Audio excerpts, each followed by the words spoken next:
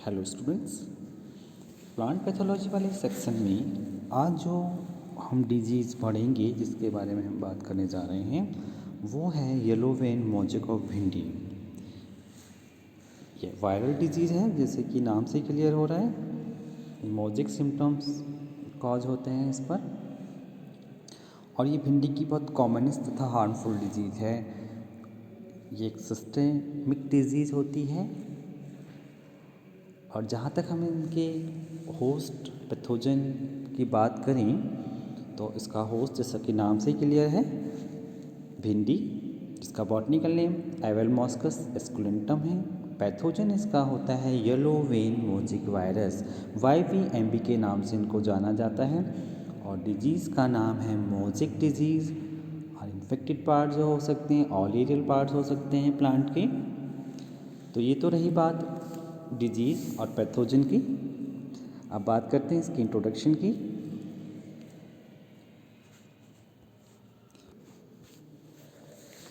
अब हम बात करते हैं इस डिजीज़ के थोड़े से इंट्रोडक्शन को लेके चलेंगे। जो एवेलमॉस्कस एस्कुलेंटम यानी कि जो भिंडी है जो मालवेसी फैमिली को बिलोंग करती है, कॉमनली इसको ओकरा बोल सकते हैं, लेडी फिंगर बोल सकते हैं और ये बहुत ही इम्पॉर्टेंट वेजिटेबल क्रॉप है जो अपने यहाँ इंडिया में उगाई जाती है। और ये जो डिज़ीज़ है बहुत ज़्यादा हार्मफुल है, हाईली डिस्ट्रक्टिव होती है और इंडिया के सभी भिंडी ग्रोइंग रीजन में ये पाई जाती है। एक साइंटिस्ट हुए हैं कुलकर्णी, जिन्होंने 1924 में ये बताया, इस डिजीज़ को डिस्कवर किया अपनी कंट्री में। और उसके बाद जो एक साइंटिस्ट हुए हैं ओपल और उनके कोवर्कर्स ने 1940 में इसको स्टडी किया। इस टाइप के इन्फेक्शन में लगभग 80% क्रॉप लॉस होती है। अगर इस प्रकार का इन्फेक्शन लग जाए तो 80% क्रॉप लॉस हो सकती है। इसका जो कॉजल ऑर्गेनिज्म है येलो वेन मोज़ेक वायरस है, YVMB इसको शॉर्ट में बोलते हैं या बैगुमो वायरस भी बोलते हैं इसको। अब हम बात करते हैं इसके सिम्टम्स की। इस डिजीज़ जो सिम्टम्स होते हैं सबसे पहले प्लांट लीव्स पर ही उत्पन्न होते हैं। The disease plant can be recognise from a distance due to yellowing of entire network of veins. इस डिजीज़ के जो सिम्टम्स होते हैं हम बहुत दूर से पहचान सकते हैं, बहुत दूर से दिखाई देते हैं कि इस पत्ती पर पूरी की पूरी जो पत्ती है उसकी जो वेन्स होती हैं वो येलो हो जाती हैं, एकदम पूरा येलो नेटवर्क बन जाता है। जो इन्फेक्टेड लीफ होती है उसमें वेन्स और वेनलेट्स का जो कंप्लीट नेटवर्क होता है वो क्लियर दिखाई देता है और वेन क्लियरिंग, इसलिए इसको वेन क्लियरिंग डिजीज़ भी बोल देते हैं। The characteristic symptoms of the disease are homologous network of yellow veins enclosing island of green tissue. तो डिजीज़ लीफ में ग्रीन आइसलैंड भी दिखाई देते हैं और जो वेन्स होती हैं वो येलो दिखाई, जो धीरे धीरे वो भी जो ग्रीन आइसलैंड दिखाई दे रहे हैं वो भी धीरे धीरे येलो होने लगते हैं, जिससे पूरा का पूरा फोटोसिंथेटिक एरिया ही नष्ट हो जाएगा। हम बोल सकते हैं कि पूरी की पूरी पत्ती क्लोरोटिक हो जाती है, यानी क्लोरोफिल समाप्त हो जाता है। Infected plants stunt and wear very deformed and small yellow green fruits. इसका इन्फेक्शन की यदि हम बात करें तो देखिएगा स्लाइड में देखें, जैसे हम जब इन्फेक्शन ज़्यादा हो जाता है तो जो प्लांट ग्रोथ है वो स्टंटेड हो जाती है, कम हो जाती है और वो फ्रूट्स होते हैं वो डिफॉर्म हो जाते हैं, वो भी बहुत साइज़ में छोटे रह जाते हैं, रिड्यूस रह जाते हैं। ये येलो वेन तो इस प्रकार से दिखाई दे रहा है, वेन क्लियरिंग तो देखिए इस प्रकार से दिखाई दे ही रही है। ये था वेन क्लियरिंग के सिम्टम्स, देखिए येलो नेटवर्क को क्लियर दिखाई देता है। बीच बीच में ये ग्रीन आइसलैंड दिखाई दे रहे हैं, जो ग्रीन स्पॉट दिखाई दे रहे हैं इसको हम ग्रीन आइसलैंड मानेंगे। और पूरी की पूरी वेन्स जो हैं, ये जो नेटवर्क है ये दिखाई दे रहा है, ये वेन क्लियरिंग डिजीज है।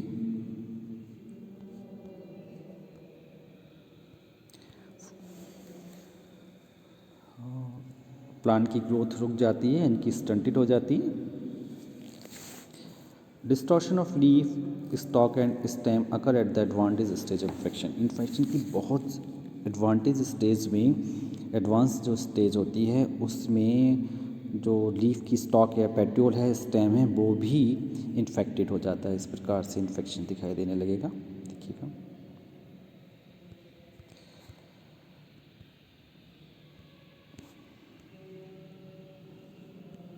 सारी इन्फेक्शन की स्लाइड है, देखिएगा।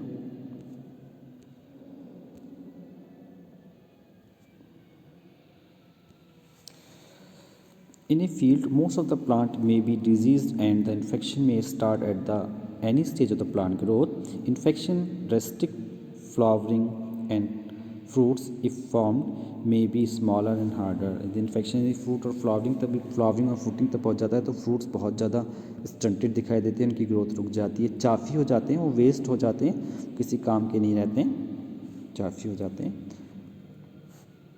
तो इस प्रकार हम इन्फेक्शन को यदि कैटेगराइज करें तो हमें जो इन्फेक्शन दिखाई दे रहा है उस प्रकार से दिखाई देगा। उसको हम समराइज करें, affected leaves, when clearing, when chlorosis, thickening of veins and veinlets, yellowing of leaves, reduced in size, plant stunting, less flowering, less small yellow and deform fruits. कुल मिलाकर हम सिम्टम्स को इस प्रकार से रिप्रेजेंट कर सकते हैं। देखिएगा, जो टोटल सिम्टम्स हैं वो इस प्रकार से हुए। ये देखिए, इफेक्टेड लीफ, वेन क्लियरिंग हो जाएगा, वेन क्लोरोसिस हो जाएगा, thickening of veins and veinlets, yellowing of leaves and reduction in size, plant का stunting, leaf less flowering, less small yellow and deform fruits. इस प्रकार से हम सारे सिम्टम्स को देख सकते हैं। देखिएगा, सारे सिम्टम, वेन क्लियरिंग है, येलोइंग ऑफ फ्रूट्स है, येलोइंग ऑफ वेन्स है, स्टंटेड ग्रोथ है, लीफ का नेक्रोसिस होना। इस प्रकार से सारा का सारे हम सिम्टम्स को एक साथ समराइज कर सकते हैं। अब हम बात करेंगे पैथोजन के बारे में। इसका पैथोजन क्या है? इसका pathogen yellow vein mosaic virus है, भिंडी का मोज़ेक वायरस, हिबिकस वायरस भी होता है, कह सकते हैं इसको। इसका जो ट्रांसमिशन होता है वो वाइट फ्लाई द्वारा होता है, इसे विमीसिया तेविकाई बोलते हैं, लीफ हॉपर द्वारा होता है। और इसके जो वीड्स होते हैं जिसमें ऑफ सीजन में ये स्टे करती है वो क्रोटोन हो सकता है, मलविस्ट्रम हो सकता है, जिरेटम हो सकता है। ये सीड बॉर्न डिजीज नहीं होती है। इसका जो ट्रांसमिशन होता है मोस्टली वाइट फ्लाई द्वारा होता है। और वार्म ह्यूमिड जो वेदर होता है वो इंसेक्ट की पॉपुलेशन के लिए फेवरेबल होता है। तो जितने इंसेक्ट की फॉर्मेशन होगी डिजीज़ का ट्रांसमिशन भी ज़्यादा होगा। तो ये रहा पैथोजन। अब हम बात करेंगे डिजीज साइकिल के बारे में।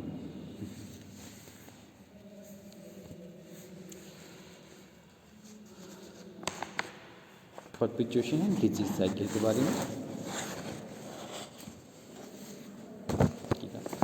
अनेक वायरोलॉजिस्ट के अनुसार इस डिजीज़ का पैथोजन कुछ वाइल्ड होस्ट पर ही सरवाइव करता है, जिसे हम कोलेटरल होस्ट बोलते हैं। The virus perinates in several weeds hosts such as croton, malvistrum, ageratum and wild host namely Hibiscus tetraphilus when the crop is absent। यानी कि जब मेन क्रॉप यानी कि भिंडी जो absent होती है, जब उसकी हार्वेस्टिंग हो जाती है तो जो ऑफ सीजन होता है उस सीजन में ये अपने कोलेटरल आसपास जो प्रेजेंट कोलेटरल होस्ट होते हैं, वाइल्ड होस्ट होते हैं, उन पर स्टे कर जाता है, पेरिनेट कर जाता है। और होस्ट से ये वायरस अपने इंसेक्ट वेक्टर द्वारा पुनः न्यू हेल्दी भिंडी क्रॉप पर ट्रांसमिट हो जाता है। इस प्रकार इसकी लाइफ साइकिल चलती रहती है। देखिए, अगर हम साइकिल को इस प्रकार से देखें, ये रही वाइट फ्लाई, ये रहा इन्फेक्टेड लीव्स, ये रही वाइट फ्लाई हैं, ये जो इन्फेक्टेड लीफ हैं। तो वाइट फ्लाई इन्फेक्टेड लीफ से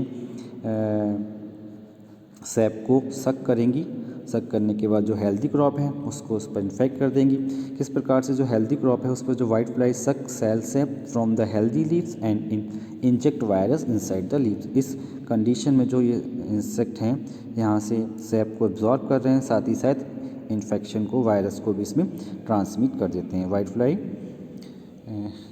इसको ट्रांसफ़र का काम करती हैं, ट्रांसमिशन का काम करती हैं। देखिएगा, तो इस प्रकार से इसकी लाइफ साइकिल चलती है वायरस की।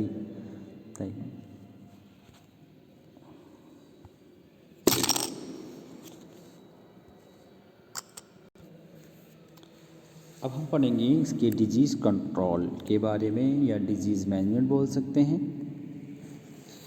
यह जो वायरल डिजीज़ है, इस तरह की जो डिजीज़ होती हैं उन डिजीज़ से केवल प्लांट को बचाने के उपाय ही कर सकते हैं, यानी कि हम प्रिवेंटिव मेथड ही कर सकते हैं। और जो हम फील्ड लेवल पर आज तक कोई भी क्यूरेटिव मेथड सक्सेस नहीं हुआ है, अतः इस डिजीज़ को कंट्रोल करने के लिए केवल प्रिवेंटिव मेथड ही काम में आते हैं या हम उनको अप्लाई कर सकते हैं। अब वो क्या हो सकते हैं? सबसे पहले जैसे हमने बताया था कि जो कोलेटर होस्ट द्वारा इसका इन्फेक्शन होता है, यानी कि जो ऑफ सीजन में ये कोलेटर होस्ट पर स्टे करते हैं वायरस, तो उसका हटाना हो सकता है। Removing and destroying disease affected plant from crop field to avoid secondary spread. जैसे हमें पता चलता है कि किसी फील्ड में इन्फेक्शन स्टार्ट हो गया है, तो जो डिजीज़ प्लांट होते हैं उनको डिस्ट्रॉय कर देना चाहिए, गहरे गड्ढे में दबा देना चाहिए या जला देना चाहिए।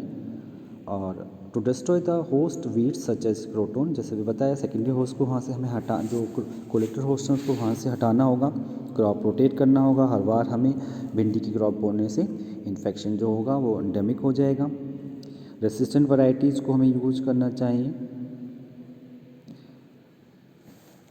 बहुत सारी रेसिस्टेंट वैरायटीज़ की बनाई गई हैं।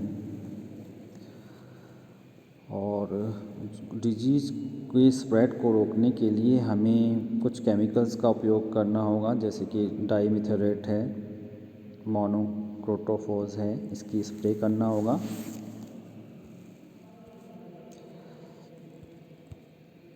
तो कुल मिलाकर removal of infected plant, destroy, control of insect, Folidol के स्प्रे द्वारा हम इंसेक्ट को कंट्रोल कर सकते हैं, इंसेक्टिसाइड को स्प्रे कर सकते हैं। डिजीज़ रेसिस्टेंट वैरायटीज़ यूज़ कर सकते हैं, जैसे प्रभानी है, क्रांति है, वेस्ट सिलेक्शन है, ये अकरा, अभय, पंजाब 7 हाइब्रिड, पूसा 7 जो है, इसकी बहुत ही अब तक जो आज तक जो भिंडी की स्पीसीज पाई गई हैं उसमें पूसा 7 नामक की जो भिंडी की वैरायटी है डिजीज़ की सबसे ज़्यादा रेसिस्टेंट वैरायटी है। रॉगिंग करना, फील्ड का सैनिटेशन करना, डिजीज़ के सिम्टम्स प्रकट होते ही इन्फेक्टेड प्लांट को सावधानीपूर्वक उखाड़ कर फेंक देना, कोलेटर होस्ट का डिस्ट्रक्शन करना, इंसेक्टिसाइड का स्प्रे करना। इस प्रकार से इन वायरल डिजीज़ को कंट्रोल करने के निम्न कंट्रोल मेथड हो सकते हैं। तो आज हमने जो डिजीज़ पढ़ी इसका नाम येलो वेन मोज़ेक वायरस था, जिसका हमने disease management, disease cycle, symptoms, pathogen, different type के सिम्टम्स के बारे में हमने बात की।